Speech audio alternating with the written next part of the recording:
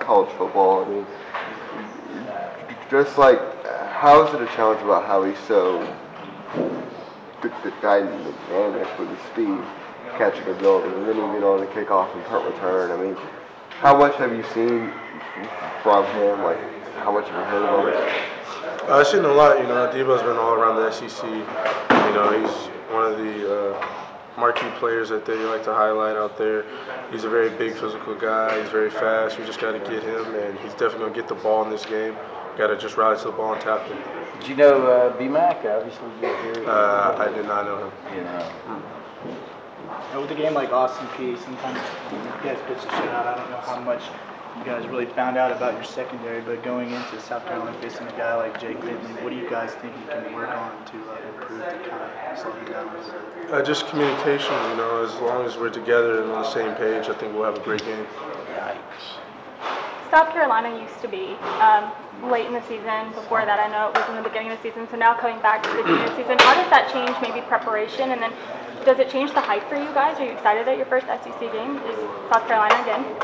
It doesn't really change a thing for us. We play to a standard here. We treat South Carolina just like we treat any other team.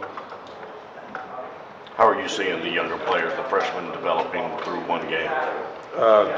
They did a good job the first game. Some of them went out there and played really hard. Tyson Campbell and some of the starters, they got pulled early. So we'll just go back and watch the film and see how they did. Have you had a chance to look at any video of Saturday's game? Yeah, we saw some, I think, today. We just watched a little bit today. And we did a good job on defense. A couple of things that we can clean up as far as communication that will help us going forward. How do y'all handle the challenges of playing on the road here? I mean, what do you tell these younger guys about the challenges that come with playing in an atmosphere like this? That team, they were playing a good team, so they're definitely going to make plays. That's what they're doing. You can't stop everything. You're going to face adversity, so it's all about how you respond, And you just got to keep pushing forward throughout the game. You obviously played against last year's offense, practiced against last year's Georgia offense, practiced against this year's Georgia offense. Is the speed difference, like the number of guys that can hit 20 miles an hour in the GPS, whatever, does that stand out as much? Does that seem to? It definitely does stand out. We have a lot of speed on that offense. We got D-Rob Nicole, and we got our running backs. We got Cook.